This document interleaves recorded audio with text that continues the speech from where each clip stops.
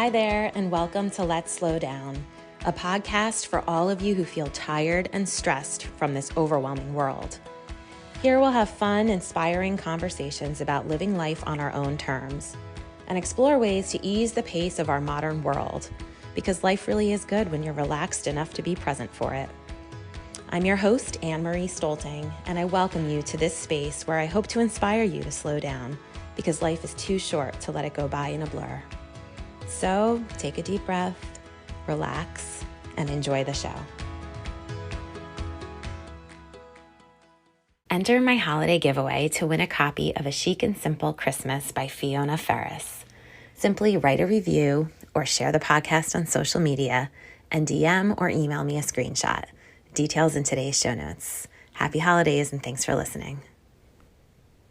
Our guest today is Fiona Ferris, author of the Chic and Simple book series, where she writes about living a simple, beautiful, successful life without having to spend a lot of money. She adores self-development, as do I, and loves to cultivate her own growth in a fun and feminine way. Fiona lives with her husband, 2 rescue cats, and 2 rescue dogs in sunny Hawke's Bay on the east coast of New Zealand. It's her second time on the Let's Slow Down podcast, and she is here to talk about the holidays with us and more. And we'll talk about her book, A Chic and Simple Christmas. So welcome back to the podcast, Fiona. Thank you, Anne-Marie. Thank you for having me. Loving being here with you. I had such a nice time last time. A good little chat. And yeah, just so happy to be here, and hello to everybody. Oh, well, we're happy to have you. And I should mention that the last time you were here, I will link that episode in the show notes too, if people want to go back, if they haven't gotten to hear it or if they want to re-listen. The listeners loved your podcast, and it was one of the most listened to episodes so far for Let's Slow Down. So Incredible. everyone's going to be thrilled that you're back. I love that in your bio, this is just a side note here, all 4 of your fur kids are rescues, and that you mentioned our 2 dogs are rescues as well. And they're just the best. Yeah. I think they're just the best and make life so much better. Yeah, I just can't do the bought pet thing. It's just me. I know lots of people do, and they have specific needs, but Sure. I'm too much of a, soft hat that it's like, when I got my first cat, which cat needs the home most? And they said, oh, this one here, it doesn't really like other cats, and I'll take her. When we rescued our first dog, he was a really big dog, and we were living in a small little 2-bedroom condo at the time. And I know. yeah, oh no, we took one look at him, and whatever toy they had given him, he had just like ripped all the stuffing out. So there was cotton everywhere. And he's this giant lab chow mix in the crate. And they're like, oh, just Wow. meet him. And we said, well, we have a really small house. And they said, oh, you're young, just walk him a lot. It'll be fine. He sounds very And handsome, lab chow. he was very, very handsome. He was our first fur baby. And 2 hours later, we were driving home with our Tonka, and he actually was just the best dog. And we were lucky to have him. But yeah, I have a soft spot in my heart for all of those rescues too. Cute. Someone needs to take them home. Exactly. They make life more fun, right? Yes, fun has like inverted commas around it sometimes, but Totally. it's like loads of fun. Something to clean up. That's fun Always, too. yep. Always something to do. So here at Let's Slow Down, we focus on living a simple, intentional life, and you seem to embody that so perfectly. You've made your passion your job, and you've incorporated your values into everything that you do. So to many of us, to all of us, that seems like a dream come true. Fiona, how did you make that happen? How did you do it? Well, it took a while. It took, time to find out what way I want to live. And I always knew that I was so bored working in an office, and I thought maybe I just need a different kind of job. Do I need to go into sales or something? But I think the reason why I use the word intentional, which I really like at the moment, and the reason why I intentionally try and keep my life simple, but still have it be beautiful, like not have it just be empty and sterile, is because my mind is so busy. And that's really the driving force behind me always simplifying, always trying to keep things calm and lovely. And as you get older, you realize, well, you just get the one life, and well past the halfway mark. And so how do you want to live it? Take a chance, do something different, and just, I don't know, have the guts to do something that might be foolhardy. I mean, I'm pretty risk averse person. I'm pretty conservative. Like I don't do, I don't know, risky investments or anything like that. And I wouldn't leave a job without another job. So it did take me, I waited a long time to build my income up with my books before I didn't work in an outside job. I don't really consider what I do working, so I feel like I don't I work. love that. That's amazing. Yeah, but it was like 2015 when I took my blog that I was just pottering away on and enjoying writing about living a simple and beautiful French inspired life without spending a lot of money. Sort of always been what I'm about. And I saw other people self-publishing and it was becoming easier to do with Amazon. Like you didn't have to order 1,000 copies of your book and have it in your house and post it out to people and then find an error and think, I can't use these. Like you can, Amazon prints on demand and people beg Amazon, maybe they're a big company. Maybe they're taking over a lot of things, but I've got Amazon to thank for my work from home lifestyle and the fact that I can upload a Kindle book one day and have my readers download it the next. And they pay me every month for the books I've sold. So, in print on demand if people want a paperback. And I just think that's awesome. Like, thank you, Amazon. Yeah. Like, yeah. And it's something that anyone can do. It's, there's no cost of entry. Like, it costs you $0 to do it. Basically, you can choose to buy a book to learn it or a course or whatever, or little costs like having someone design a cover for you. But at its very simplest, you can design your own cover on Amazon. You can just write what you write about. You don't need to learn anything. So I think it's so cool that anyone can do it. And I'm here to tell you that you can. I'm here to be that cheerleader for you if you need it. And just think about, let's say 5 years down the track, because for me, it's 8 years down the track now that, I have been self-publishing and I haven't worked in a job since 2016. So that's, a wee while. And that's awesome. It's like being retired, and you get to choose your own hours. I'm a real early bird, so I'd love to get up at 6 o'clock and write.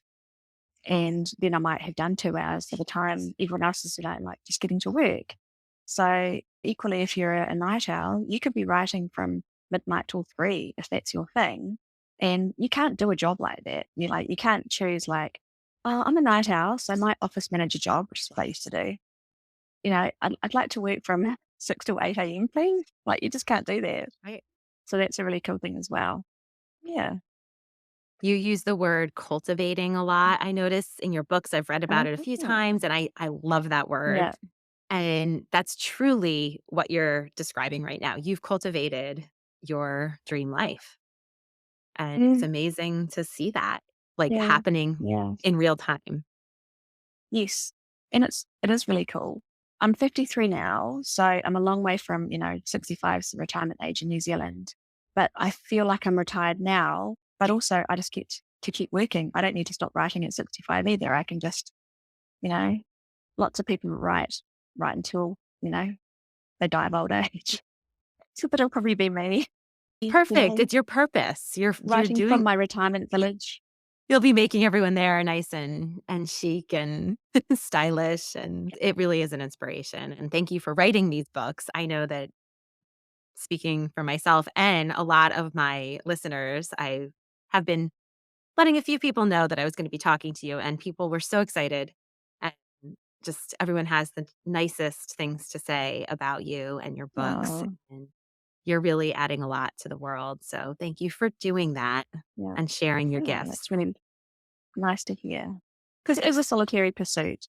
You're in your house. Right. Like, I'm not one of those people that goes and writes at a cafe or there's too much effort for me. I'd rather just write at home and you can wear your pajamas if you want to. Even Um, better. but yeah, but it's nice to have social media because you can chat sort of to people and make quite, lovely friendships and my reviews as well. I read my reviews because there's always something to learn with the not so good ones. And it's nice to have people say how certain book has helped them or that kind of thing. So I don't feel alone, but you sort of are alone. So maybe that's perfect for people that just like their own space and real homebodies. Sounds Yeah. good to me. That sounds like my perfect job for sure. And your books are just so comforting. Like, you said, "Oh, I could even be writing in my pajamas at home." It feels like when I read one of your books, I feel like I'm hanging out with a good friend. And it gives you all the good feels, and you just Yeah. have a way with words. They're very comforting. They're just very comforting and Yeah. fun to read. Thank you. I think I want to be inspirational and motivating, but like nice as well, like friendly, and also make something like you want to do it. I'm not pushing you to do it. Like I'm not whipping you into shape. And for me, anything I want to do, I've said this before, it has to be fun. It has to be enjoyable, whether it's losing weight because I've been eating too much or tidying my house or anything like that. It just needs to be enjoyable and fun. So I'll make it that way and I'll keep on going, finding out the spark that's going to inspire me to do it effortlessly, whatever that thing is, or a goal. I'll keep going until I find that spark and then I'll ride that wave as long as I can. Mm. Yeah. And then when that doesn't work, I'll find another one. And that's sort of probably what comes across on my books. Life doesn't have to be normal and ordinary. And a lot of people sort of feel like it should be a grind. And I mean, even when I went to 7:40, my bus left for the office, and I would take my Anne Barone Chic and Slim book on the bus, and I'd be like reading it. And because this was like 20 plus years ago. And I was like, hey, get to work so inspired. And I'd have my like little salad that I'd made for lunch, and I'd buy a French piece of French bread to go with it that was fresh. And it was just, I don't know, you can make your fun anywhere. Like people have said, oh, well, it's okay for you. You don't have kids, you don't go to work. And that's totally true. I don't have kids because it didn't work out for us, like make lemonade out of lemons. Yep. And I don't go to work anymore, but I used to go to work And you're you can also working. Like, you are doing work. It's not like you're sitting around doing yeah, nothing. I mean, you're working. that's true. It doesn't really feel like work though. Yeah. It just feels like fun and play. And I do it 7 days a week because it's just fun. It's not like I work Monday to Friday, 9 to 1 or something. I don't even work that long but I don't count it as work. So I probably do work hours, but it's interspersed throughout the day. And so it does add up probably, but it doesn't feel like work. And that's the key to a long life. Yeah. I was watching The Blue Zones on Mm. Netflix, and one of the Mm. common threads that they found in all these communities where they've had people live to be 100 and thrive Mm. at that age, one of the biggest things was that they all had a purpose and a job that they did every single day, that Mm. they felt like they were Mm. adding to society and being Yeah. productive. Yeah. And that is exactly what you're describing here. And Mm. it's a missing link for so many of us because that grind that you're talking about is, Mm. unfortunately, what most people relate to. That's I where they're know. at. And I know it does take up, like, work gets in the way and commute gets in the way of living life. Like, it takes up so much of our time, but we need to do it because we like money. And money helps, buy stuff and buy a house and live in a house. And I know it's different in the US with your health insurance and that kind of thing. It's not like you can just opt out easily. So, each country has their advantages and disadvantages, but I think there's some sort of overlying principles that can help us feel like at any stage of our life, even if, maybe someone's got little children or something, like have you feel like you're living your dream life. Like I've followed blogs in the past of mums with young kids, and I see how they, incorporate just moments of beauty and fun and play into their life. And they might not necessarily be rich and have a nanny, that kind of thing. So I think it's just like looking for it as well, like not just thinking, oh, well, this is how it's going to be for the next 5 years or next 10 years. Yeah. Agreed. It is Mm. everywhere. It's There's always there. something. I think a lot of times we just have Yeah. to slow down enough, whether it's in our Mm. mind or just physically or all of it, our calendars, just slow down Yeah. enough to actually see it and feel it Yeah. because we're Like usually just just hop off the rushing by. treadmill for a second. Yeah. Yeah. And it's so Yeah. easy to do. And I think the mindset is probably the number one thing to do to start to slow down. Like if that's going real fast, then it's hard to do anything else, with intention or even get ahead of what you have to do every day for work and at home and the dishes and the dinner and everything like that. But I think you got to change it in your mind first and everything else can follow. And even just making the choice to slow down your movements and slow down your thoughts and breathe. I had been waking up at 2:30 in the morning in the last few months, like every morning, 2:30, and then I couldn't get back to sleep. And so I just started, I don't do meditation because I can't sit still for that long, but I did do like the meditation thing where you just breathe and just like focus on your breath. And it worked. I couldn't believe it. I thought I could sleep easily. Now just do that. It's like, oh, those things they all say to do, they really work. They do. They do. But we have to remember to do them. And we have to, like you said, have that mindset to recognize, like, okay, my thoughts are all over the place right now. Yeah. Take a minute. And I'm really irritated and annoyed with my husband for no reason. It's like, oh, it's probably just me. Slow down. Yep. Yeah. Yep. Exactly. Do the holidays stress you out? Do you dread the to-do lists and busy calendar? Why not embrace the holiday spirit at a slower pace this year and sign up for my free 12 Days of Holiday Ease? These simple tips will help all to feel calm and all to feel bright so you can do more of what matters this holiday season. Click the link in the show notes and sign up today.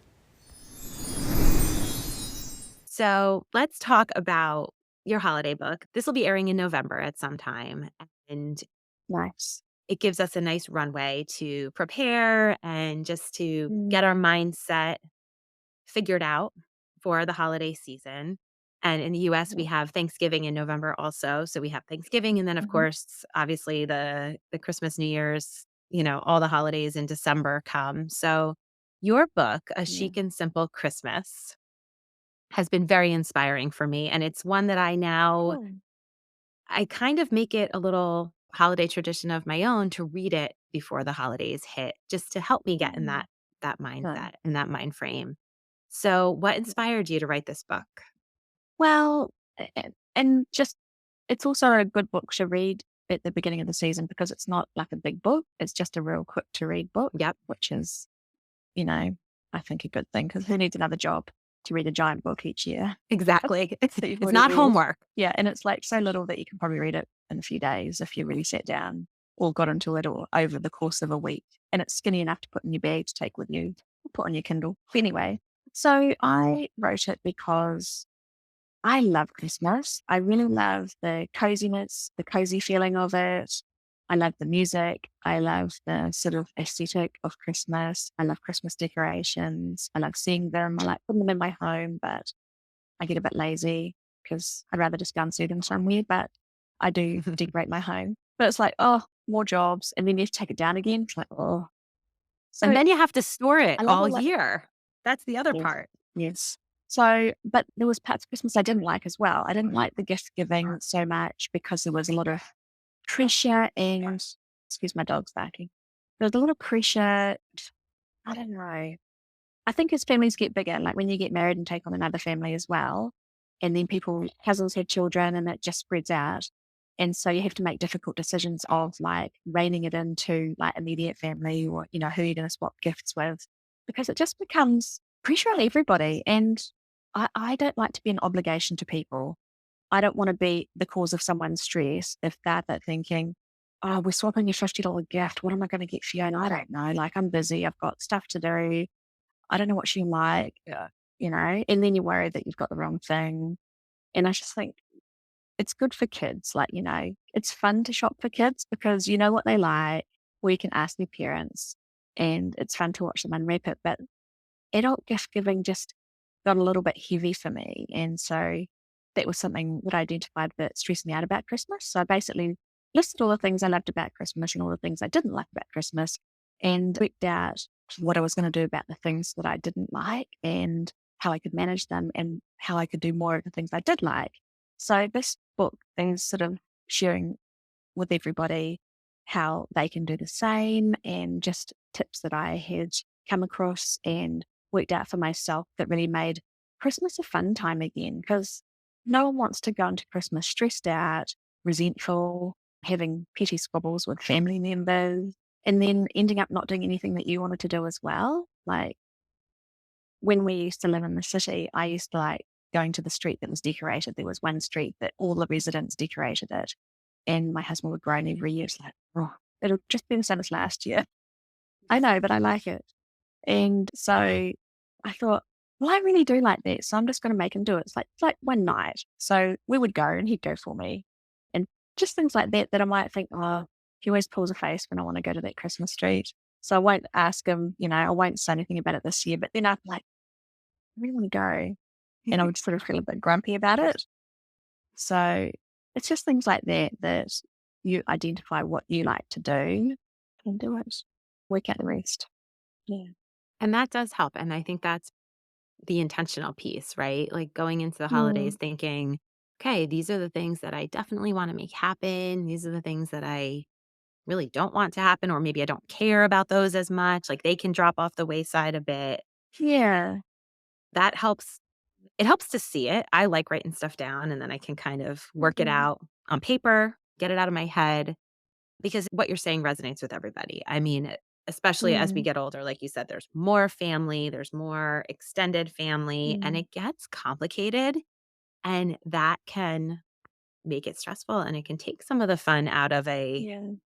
time that really is supposed to be light Mm, and enjoyable and happy. And totally. Because it's what so all the Christmas on TV looks like, I The, know, the I know. fun movies. Like I was saying about a movie, I was watching a bit of The Family Stone the other day and I said about it to my mum and she says, oh yeah, those movies are great. No one has to cook. Food just appears on the table. Yep. And this, No one cleans this up. swabbles it like just whisked away. It looks so easy. You were talking about choosing what a chic Christmas season feels like for you. Think about that ahead of Mhm. time. So, what's it looking like for you this year? This year, it's going to be really summery and easy because we haven't had a good summer the last 2 to 3 summers. We've had really, really bad summers. And then we had this massive cyclone at the end of last summer, which devastated our region. So it's like we are due for a good summer because it's summer at Christmas here in the Southern Right. Hemisphere. So it's going to be summery and fun and light. I'm not hosting this year. I thought I was, but I'm not. And I think that's another thing too, which I hadn't really written about in the book because it wasn't part of my thing at the time. But as your parents get older, you want to take some of the things off their plate. Like, because I'm in my early 50s. So my mum's in her 70s and my auntie. And it's really nice to be the host and take it off their plate. My auntie actually is hosting this year because she's got a lot of family coming back from overseas. So I'm joining in theirs. But other years, like we've had one year, we had everyone on both sides of the family and we had 24 people for Christmas. And I had never done anything like that before. And it was so much fun. And I think, well, now I'm the parents' age. Like, when I was younger, I was the kid, and then was your parents, and then your grandparents. And now I'm the parents, and my parents are the grandparents, and I've got nieces and nephews. So, like, we get to be the ones that do a bit more of the work. And I actually don't mind that. I really enjoy hosting. So, I'm not hosting the Christmas this year, like I said, but maybe I can do a separate something as well. Yeah. And help out your auntie because she's older, and I'm sure you'll be bringing lots of stuff for her celebration Yeah. probably Yeah. too. Exactly. Of course. Everyone takes something along, what they're good at. Yeah. That sounds really nice. You talk a lot about preparing, and one tip that I took, you gave a lot of really good tips about preparing for the holidays. But one was to clear all non-essentials from December, and that one, Mm, I think that one is gold, and it hit me. It's so yeah. simple, but I don't know, I had Yeah. never thought about it before, and the last time I was at the dentist, they schedule it every 6 months, and they were about to schedule me for December, and I was like, "Nope, can't come in December." Bumped it. Mm, Gonna go later because I don't need to add these things that don't have to happen then in an already very busy month. for sure. There was one, I think our warrant of fitness was due, like you said about your dentist, it was due at the end of December. And God, what a terrible time. Like on our car, it's like a thing you have to do every like 6 months on your car, like to make sure it's roadworthy. And so I did it purposely earlier month and did it in November. And it really does make a difference because December is quite short, really, when you think about the fact that Christmas is 3 and a bit weeks in. Yep. So you don't have a full month. And it's just so much to do. And it would be nice to think you could have a little pocket of ease in the month. It really and not would. just be, yeah, So and maybe if actually we enjoy it. yes, I know, like the song, like Silent Night. I'm like, when did the silent nights come? I want the silent night Yeah. and all is calm. Yeah, it's after Christmas when you're like, the bubbles burst, you're like, "Oh, it's all over," and then there's a silent night and you're going, "Brr, brr," like the party whistle. Exactly. It's definitely a lot. Just thinking about all of this ahead of the time can make a big difference in Mm, the long run. And I know we talked a little bit about the shopping. I'm with you. I am very, very much not a fan of clutter. I'm kind of on the side of a minimalist if I had to label mm, myself something. And I just don't love stuff. It stresses me out. And like you said, then you feel mm, guilty about people having to buy for you. And I do have kids and it is about the kids, but they also don't need yeah, they don't need a ton of stuff. I feel like everybody mm, mm, gets all worked up about it and spends all this extra money and time for all these gifts and it's so hyped up and it's fun to a point, but keeping things simple, like maybe one gift for the kids, all the aunts and uncles and things.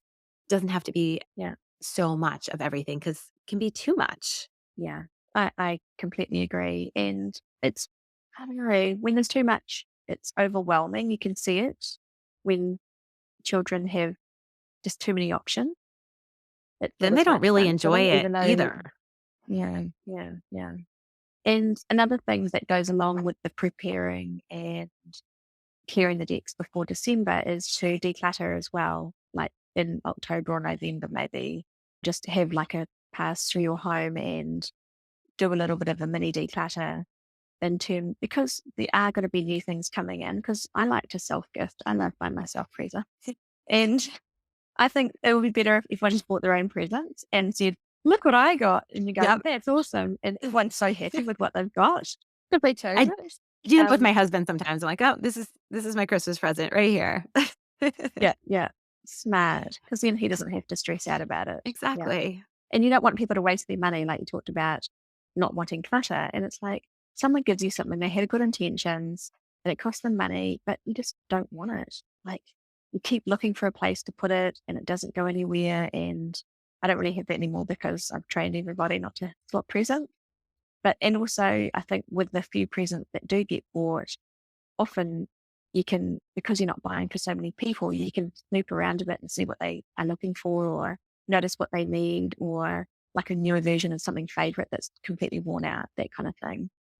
But it's definitely good to get rid of a few things or just have a bit of a clean up and a tidy up and an organize before Christmas so that when new things do come in, it's not overwhelming and you don't feel completely overwhelmed by clutter because you have got space to put new things and kids' toys as well. Maybe with children, you can, because I think people do shop at charity stores for Christmas. So imagine Yeah. It's a with your great time to children in donate. October, say, or November when this comes out, to say, do we have any toys that we aren't playing with anymore that we can give to kids that don't have any toys?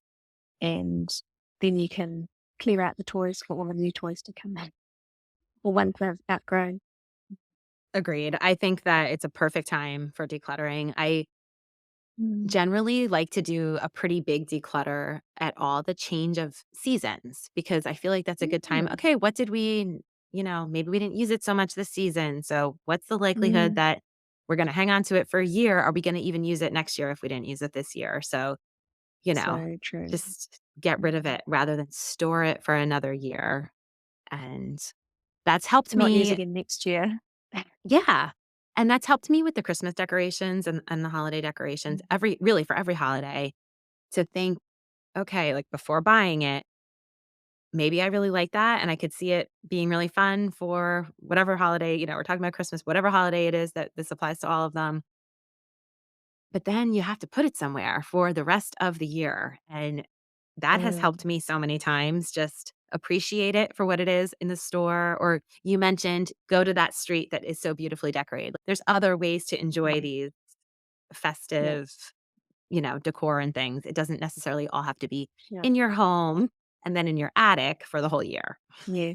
The appreciation thing is huge. When I first came across that concept quite a long time ago, I thought that was the best thing ever.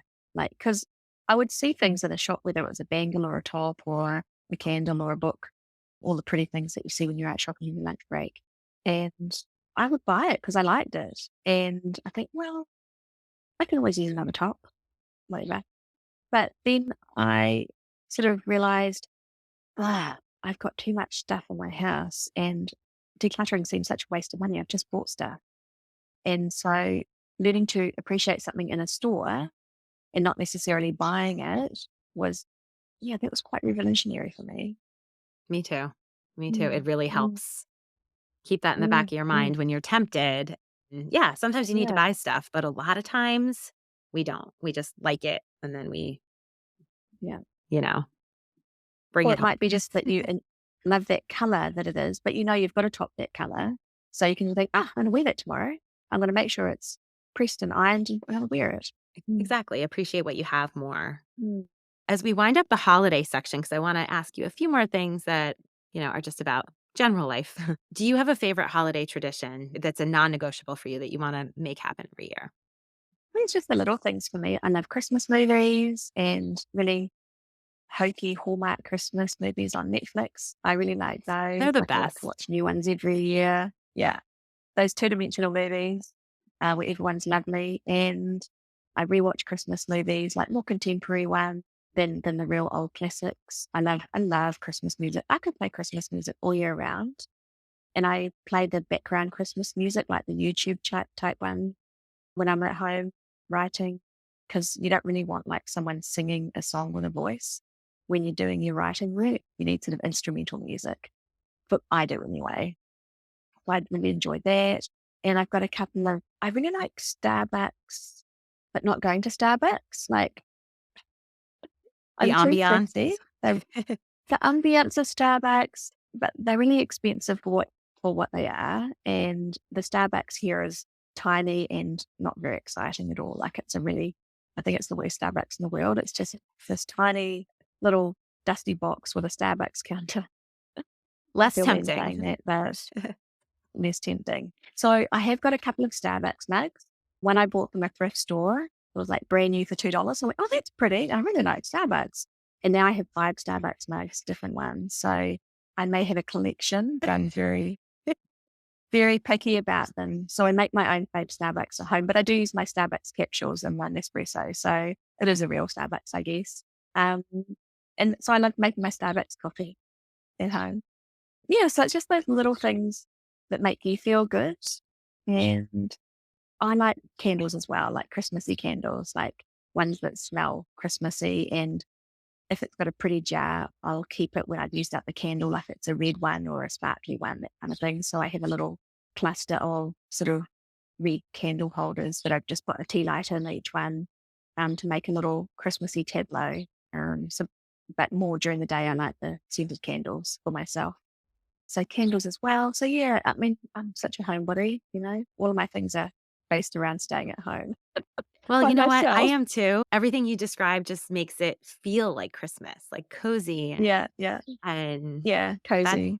yeah, that's what Christmas is Yeah. all about. So those are great. And And those are things we can I'm do quite all the time. envious. Yeah. Yes, I know. I do those things pretty much all year round, even sometimes the Christmas music. And here it's spring going into summer. So it's not so cozy. We can't wrap up in a rug and have a hot cocoa. But I've started thinking about cozy spring for myself to be able to enjoy the holiday elements, but make it appropriate for our season and not be, I don't want to like put fake snow on the windows or anything like that. So, Yeah, definitely different than it is over here. But this weather no. can be so crazy. It's so weird. A couple years ago, it was like 70 degrees on Christmas Eve here. So Yeah. Wow. Yeah. That would could be be the similar to same. here. Like, yeah. Exactly. Yeah. And we've lit the fire the day after Christmas before, like in the house we live in now, but we've only been here 6, 7 years. We had the fire going because it was so cold. We lit the fire the day after Christmas. It's like, now we've got a cozy Christmas. There you go. Yeah. So you never know, right? That You never know. the weather keeps us guessing. Definitely does. So couple more things before we finish up today. I like to ask people about morning routines. And you had mentioned that you're an early Mm, bird. You like to get some writing in. Do you have a morning routine that you follow pretty regularly? I do. And it's not something that I wrote out and designed. It's just something that developed over the past while.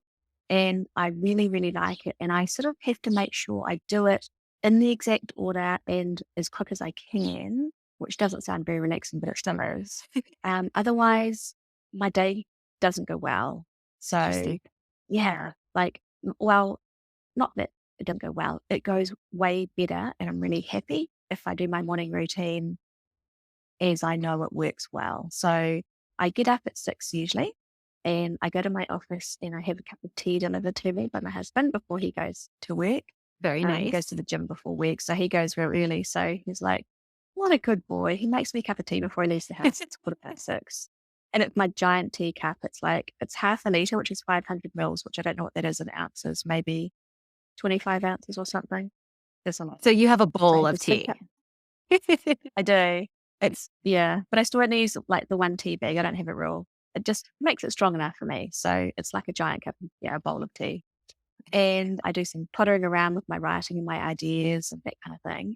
And then I read somewhere about between 7 and 9 is the best time to do your exercise, like for your body. So I thought, okay, that's good because I need to do it early in the day. Otherwise, I just won't do it. You get early, you put it on. Sorry, you get busy, you put it off, and then it's like 4 or 5 o'clock, and you go, "Ugh, I'm not doing it now. I'll do it tomorrow." That's me.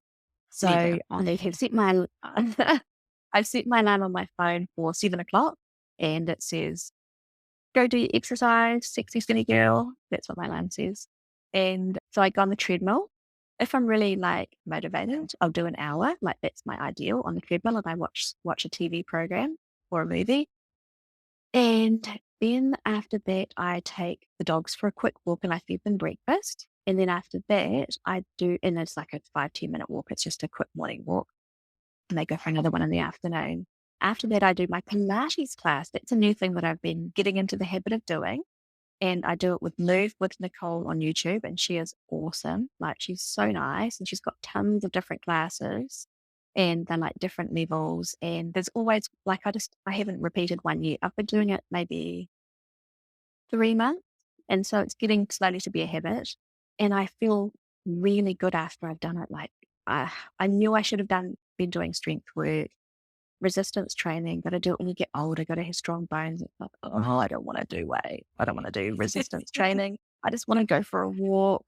And then after I do her class, I just feel really like so good. It must be those endorphins or something. So, and then I have my smoothie, and then I have my shower and get dressed. So if all of that happens by about 9 o'clock, I'm happy. So that's my morning routine. And yeah, it just is really good if I do all of those things. And if I let it like time slide out, and like I don't get on the treadmill till 10 o'clock, say, and that means I don't have my breakfast till 11, like it just is better if I do everything earlier. Because then if someone rings and it's like, oh, do you want to go meet for lunch? It's like you're not scrambling. Like that's the worst thing. But I do that quite regularly. So, like scramble. But I'm learning not to because it's much more peaceful not to.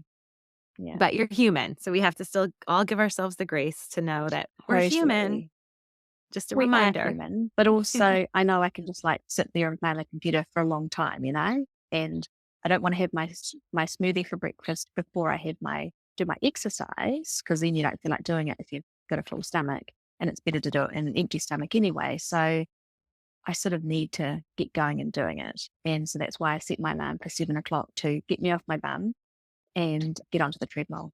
Yeah. And it's like exciting too, because like I watched the Kardashians today. I've got terrible taste in TV, but I find them quite motivating. Like they're always glamorous. They always work hard and, do all their different businesses. So it's like if I've got a series or a movie I'm looking forward to, then it's like no hardship to get on the treadmill. So I'm pretty lucky, really. So that you really hold true to that. You make everything, you add an element of fun into everything that you do. You don't want to be on the treadmill, I but you're have going to make it to. fun. So Yeah, yeah. And it is enjoyable when you're doing it. Like, you feel good. But if I'm just staring at nothing, what's the point? yeah, So yeah, I got that's this great. cheap little TV to put in front of it. Yeah, And the morning routine does everything. set the tone for the day. I think it's that mindset piece again. It just sets everything up to be Mm. a good day. So Yeah, yeah. it's And helpful. just doing things as early as possible, because I don't have as much energy in the afternoon. Like it's not that I feel tired, it's just probably lazy. So just don't want to do stuff, like the more I can do before lunch, the better. Yes. Yeah. Yes, Yeah. agreed. Mhm. And when I was reading your bio earlier, I know you had mentioned self-development books, and I'm a huge fan of Mm. self-development books too. I Mhm. love them. Kind of, all the nonfiction stuff. There's just so much to learn. So I'm so fascinated So to much. Yeah. just read all things in all different areas. Do you have Yeah. any that are your favorite or that you recommend or even a documentary? I often just read them once, books. So it's just whatever I'm reading at the time. But ones that I have read over and over are Rhonda Byrne's books, the secret books. And it's not that I'm particularly into the woo woo manifesting, like I'm quite practical, but I just find I listen to the audiobooks of hers. I've got all the audiobooks on my phone and they're just so relaxing for me. I just really love the way she speaks and the message she has. And I just always feel better. Like if I'm feeling really down or just flat or grumpy, I just put on like I put all of her books into one playlist and just play a random track and just let, my Rhonda Byrne radio. And I just listen to it a little bit and I just instantly feel better. So she's probably my number one of feel good. I really love Brian Tracy. I've listened to him and read his books since I was 20, like 30 plus years, because I really, really like him. And why do I like Brian? He is very calming to listen to on the audiobooks or YouTube videos. There's tons of YouTube videos you can listen to him for free. He's very practical and he's got very simple messages, I think. Very simple messages that just, yeah, on any, whatever topic you choose to listen to of his. One I listening to at the moment, I'm only partway through the audiobook from the library. I love the library. It's called Unreasonable Hospitality. And I was recommended that by, it may have been the Minimal Mom YouTube. So I put it on my library list and it came in. And that's about like restaurant management. But even in there, it's got lots of things that you can apply to your own life. Like there was the 95/5 rule. And basically he said they keep an eye on costs really strictly in the restaurant 95% of the time so they can spend 5% foolishly. And that was the word he used. And I thought, oh, that's such a neat thing for like your household budget or even like my husband said, what you eat as well, like your diet. Yeah, Like if you are quite definitely. strict 95% of the time, you can really have a blowout, but it won't affect the bottom line. Like you still stay in profit. That was to do with the restaurant. So that was really cool. And documentaries, one that comes to mind is the Very Ralph one that's on one of the streaming channels we've got about Ralph Lauren. And I always am really inspired by him. Like I just got his newest book sent over from Amazon. I think it's called A Way of Living. His newest book just came out in October this year. And I really like that he is a dreamer as well. I like his personal style too. Like my home style, I always say is Ralph Lauren on a budget. I sort of use his ideas and I've got one or two pieces of his small things like a tray or some dinner napkins. I sort of build the look around his style. And it's sort of, I cross Ralph Lauren with a French chateau and it's all on a budget. That's sort of my home style. And I'm adding in a few sort of modern touches because I sort of wanted to make it a bit more sexy and sparkly as well. So I really like the Very Ralph documentary because I like to read sort of biographies of people that interest me, and that's sort of like a biography about him. Yeah. And I've got biographies of him as well, like in the book. I'm gonna definitely check Yeah. those out. I have not read any of his Mm, books, but all of those books sound they're very interesting. cool. With the lovely pictures. Yeah. He's always been a dreamer. He got his inspiration from the movies when he was younger, and I thought, oh, that sounds really cool. Like yeah, like the book's a lot of pictures, but it's got his words written throughout it. So it's really cool as well. I think we could all use some encouragement to be a little bit more of a dreamer and Mm, just mm, find the fun and the beauty in life and not feel mm, so part of the rat race all the time and tied mm, down to all of our commitments and the to-dos, mm. It's just lighten things Yeah. up. That's what you've been saying the whole time, and that's really how you live your life, and why Mm. not? It's more fun. We Why don't have to not? make Like, everything there's no hard. fun police. Yeah. Exactly. The family member, my mother-in-law, she's very practical. She's 100% practical and 0% frilly. And she's very, very practical and always likes to see the realistic side of things. And once she said to me, I think it was about expecting good things to happen and the positive, looking at the positive side of life. And she goes, "Oh, well, you're only deluding yourself." And it was the funniest thing. And it's like family folklore now, had that quote from her, "Oh, you're only deluding yourself." And I thought, yes, I am. I like that. Like, it feels good and it's fun and I'm not hurting anybody and it makes life better. So Yes. there's no downside. Yes. Those are great words to leave our audience with today. Just go have fun. Live your life. Don't make it so Yeah. hard. Just Yeah. enjoy Let it. yourself be light. Yeah. Fiona, thanks so much for coming on today. We talked about a lot of things, a lot of books, your books and some of these other ones you just mentioned. I'll put everything in the show notes. And Fiona also has a really great blog and she has a ton of books on Amazon. So I'll link everything there so that everyone can find you because they will be looking for you after this.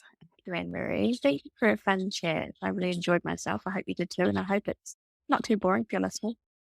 Not at all. It's always a pleasure talking to you. Thanks for being here today. Cool. Thank you. Bye, everyone.